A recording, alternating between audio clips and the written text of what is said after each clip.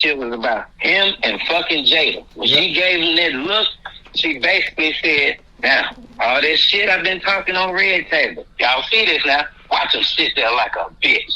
After this nigga done talked about me and my disease, alopecia, oh my God, he knows how, you know what I'm saying? All this shit's in that look. And he finally said, fuck it, man. Fuck this show. It's supposed to be my night. I'm supposed to be getting this goddamn award I've been working my ass off for. And I got to deal with this shit. Fuck this shit. I'm about to slap the shit out this nigga. Man, I'm going to tell you like this, dog. Ain't no telling what he been trying to, like pills he been taking or shit he been going through when he was taking pills. You know what I'm saying? Because, like, if he was taking something from depression. Because I took some pills like that before where it tells you it might make you feel violent or, like, quick to react on something small in a violent way or whatever. He may have been taking some shit like that. I can't remember what them damn pills was for. But I remember I took some that had a side effect like that. The doctor asked me about it when I came back. It made me feel that way. I told him, nah, that it's supposed to, like, I said, he may be taking something like that. It just ain't got no control of it because it exists. You know, and it ain't got nothing to do with depression and that. It depends on what. Y'all know what? But y'all know what? You know, because Smoke brought up a very interesting thing. You know, when that allegation came out about her, when they was apart, messing around with old boy or whatever, and they was sitting around that round table. You know, just the point that she was sitting there with her legs crossed and she was talking like, you know, we fucked, it's no big deal. You know, and then for you not to say that you cheated, it was an entanglement. What the fuck is an entanglement? I mean, y'all got caught up in some bar. Y'all I just think it make you paint you in a better light instead of saying you're an adulteress. You were fucking another dude while you married. I mean, that's what it was. A dude that met your husband and spent the night at his house. Yeah. But the other ultimate goddamn fuck up that you can possibly think of. But not only that though, Kane, this same dude, this is the ultimate betrayal because this same dude went on vacations with your family. You know, they son friend. They're like the ultimate, just everything. Man, I'm gonna tell you something, man. They know their marriage is toxic, and Will, she definitely put some witchcraft on his ass. He just don't want to give up on it because I think that's his second marriage. I think, or maybe it's his fucking third. I can't remember. That's his second marriage. But because him and his first wife didn't make. But see, here's the thing, man. Because I done had some toxic women before that talk crazy like that. I kind of see it now. Your logic and your common sense is supposed to tell you, all right, now this bitch is crazy. Let me get the fuck away from her. You know what I'm saying? Mm-hmm. Now, I guarantee you she said some shit like, I feel like you don't stand up for me, you don't love me, you don't, defend me when the world's trying to crush me or whatever. You don't come to my aid like I need my man that loves me does and show me love. I guarantee you they didn't have them kind of conversations like that. That's why he went so far to an end. Like, and I'm going to tell you something. A crazy motherfucker will make that kind of talk or that story sound well. But if you know you taking care of things and doing things like you're supposed to, some people, like, I don't know what you call it. I call it a sickness. They have a sickness where they have to feel down. They don't want to get up. They always want to do something and stay in a down place to talk about it to other people and make people feel sorry for them. I don't know what you call it, but it's people like that. And I know I've dated a chick like that where no matter what was happening, her whole conversation was something about how she felt down and me not acting like I care that she's down. And I'm like, I'm not like that. I'm like, I can't get down there. Because we even had a conversation about it. I said, man, when I get down, I'm gonna fight to get back up. I'm not gonna constantly. And I tried to talk to her about, like, for whatever you're doing, you try to stay down. You constantly try to stay off in that cradle of, like, depression or trying to make yourself seem down to talk about it. And she does it all the time to everybody. Everything she have her conversations with you that she talk about is some kind of way with somebody, she feel like somebody mistreating her or the world picking on her or whatever. Now, some people have that Captain Save-A-Ho syndrome in them, that no matter what, they gonna try to fix this broken person. No, because some motherfuckers are toxic, man. They gonna make your ass feel like that too. You see what I'm saying? And that's how I explained to a motherfucker when I left their ass. You know what I'm talking about? To this day, that chick is the chick I'm talking about is still single, and she still talk like that. Any conversation you have with her in some kind of way is going to be something to talk about how down she is to make you feel sorry for her. You know what I'm saying? Like, I don't know, that's like a high for her. Like, love is like a high for some people. Some people, that's a high for them. To make people go, oh, I got this, and this is wrong, and this is wrong, and the world is this, and I'm so depressed, blah, blah, blah. Like, some people go through it in a phase. They'll go through it a month or two, and they come out of it. But some people, that's their entire life. You know what I'm saying? That's all they do all the time. Now, with me, I can't be with no motherfucker like that. Because eventually they're going to pull you down and make you start thinking like that. I am a person that I firmly believe in, no matter what's in my way, nigga, I'm knocking that motherfucker down. You see what I'm saying? I'm going through it. And I know I'm going to go through it. You know what I'm talking about? I don't care how hard it is. That's how my brain thinks. That's how I function. That's how I keep myself going. I told you that's why that's how I keep myself smiling. And that's how I keep myself going. But some people want to stay in that rut. They want to stay down in that ditch. I don't care how much you try to coach them out of it and how you try to talk when you try to pull them out. Because I did the same thing, trying to help a motherfucker. And I'm trying to pull them up and pull them out. And I realized that, damn, this motherfucker keep letting my hand go. Every time I try to pull her up. After a while, I start noticing that shit. That no matter what I do, she would let my hand go to complain some type of way. Because she don't want to get up. She wants to stay down there and want everybody to feel sorry for her, like everybody in the whole world is picking on her.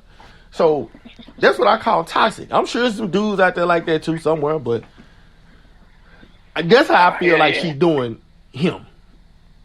Just being honest, man. And I think she probably been like that for a couple of years.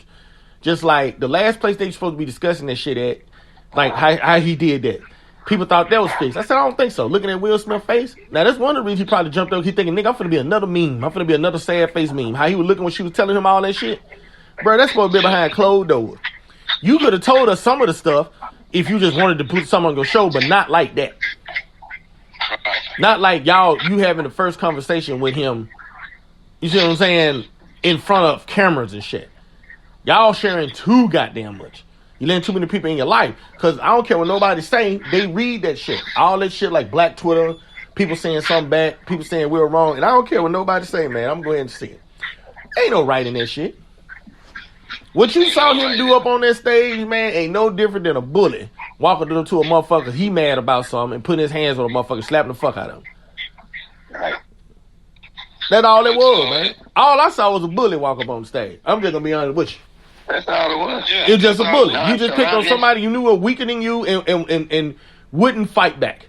That's a bully by definition. And I don't like fucking bullies. Ain't never, man, the most trouble I ever got in my whole goddamn life was in junior high and high school, taking up for motherfuckers that bullies were trying to pick on. I can't stand that shit.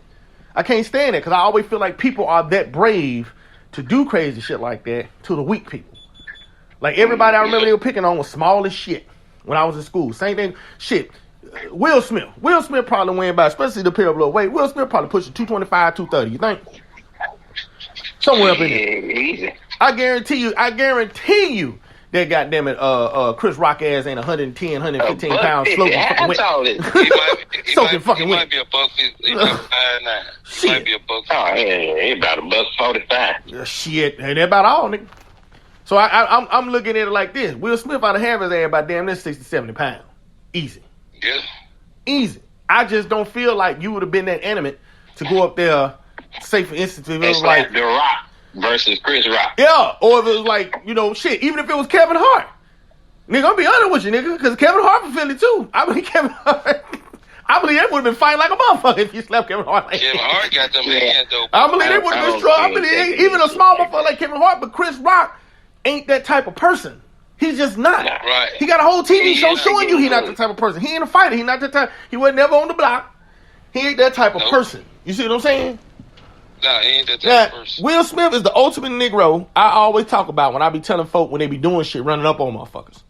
And while all you women out there going, I want a Will Smith man. Now, what you want is a man to go up there and act like an adult and talk. You know what I'm saying? Because nowadays, that slap wouldn't have ended. Nothing. These days, I don't give a fuck if it's a star, because it's some stars, nigga. People be forgetting they from that block too.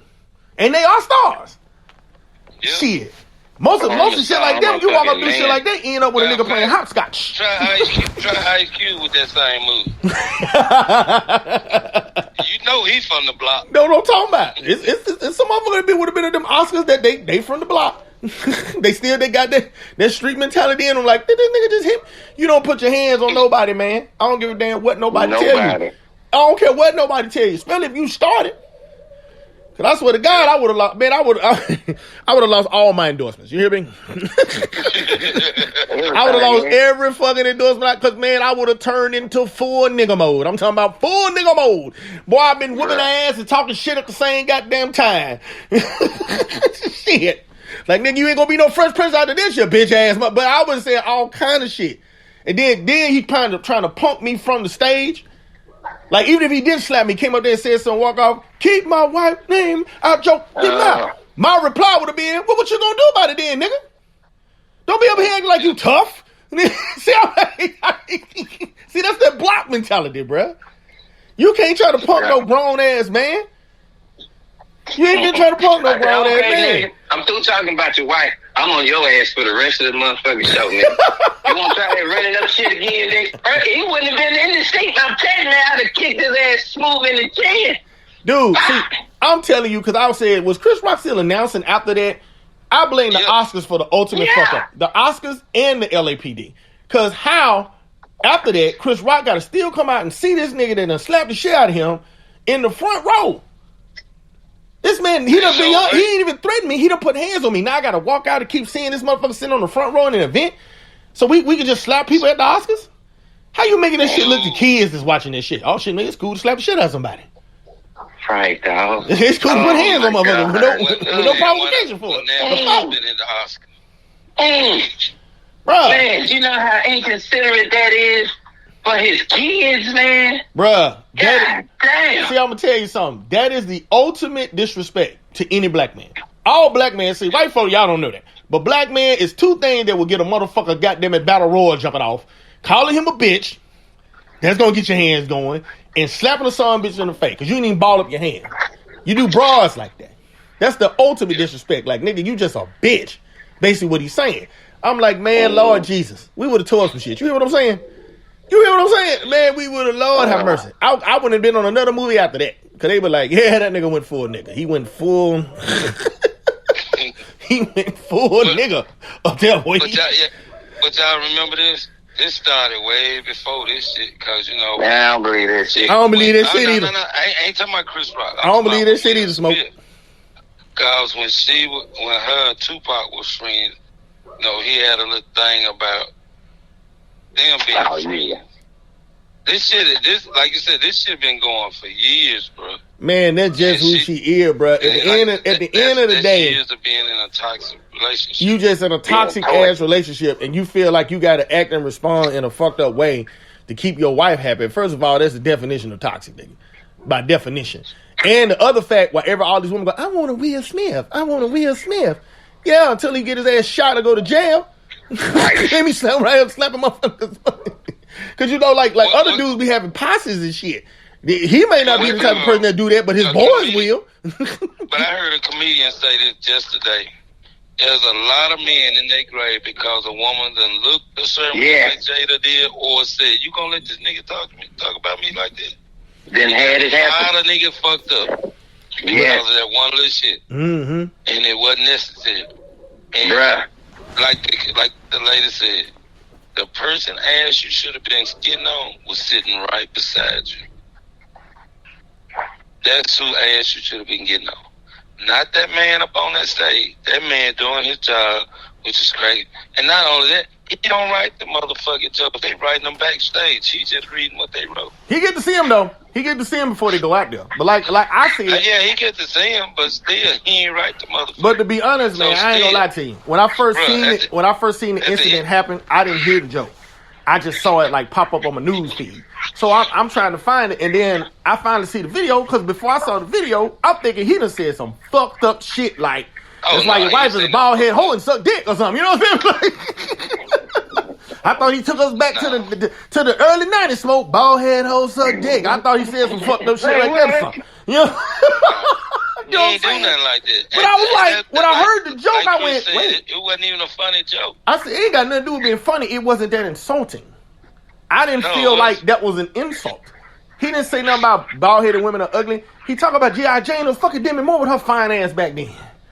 You know what I'm saying? So he wasn't saying nothing derogatory about it. He just said, "Can't wait to see you in G.I. Jane." Because I was like, that's like him if he